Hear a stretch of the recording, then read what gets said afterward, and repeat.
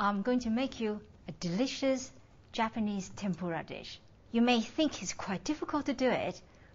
I will give you some tips and you'll find it very easy. First of all, you need to prepare all the vegetables. Just slice them into very thin pieces. In order to impress your friends, I will show you a few tips for the shiitake mushrooms and the aubergines. You can either get the Japanese aubergines from the Chinese supermarket, or just ordinary aubergine would do. You slice the end bits, have the oblong shape. Now, here is the impressive bit.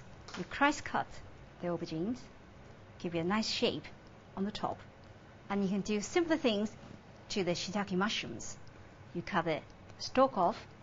On the top of your shiitake, you want to carve a little star, just to make it pretty. You also need to prepare your prawn. You need to shell the prawn, but keep the tail. And very importantly, there's a sword-shaped end near the tail. You need to cut it off.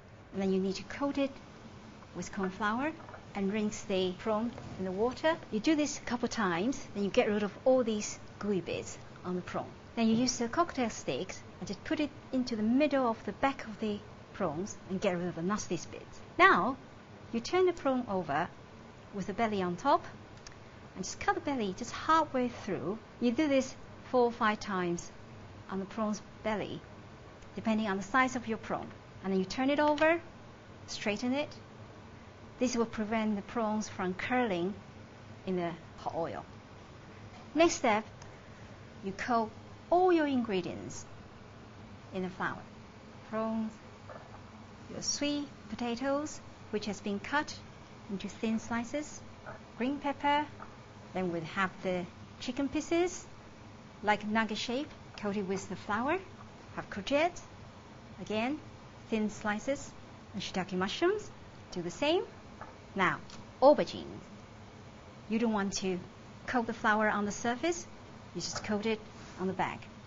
Now we've got all the ingredients ready now. Next, we'll make the batter. Get a large mixing bowl, put in 2 eggs, put in some icy water, give it a good mix, then put in the tempura batter mix, add in some corn flour. And don't worry that there's some lumps there.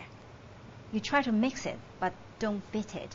The secret of making the tempura crispy and crunchy is the great temperature between the oil and the tempura. I always put some ice cube into the tempura mix, and that will keep the batter temperature at icy cold temperature. So we're going to put all the vegetable into the batter, give it a very thin coating, then put them into the oil. Make sure the temperature is really high. The oil is half cooking oil and half sesame oil. This will heighten the flavor of your tempura. Now you can see that the vegetables all turn golden brown. Then you know it's ready. And you remove them onto the wire rack. Now we're going to cook the chicken and the prawn.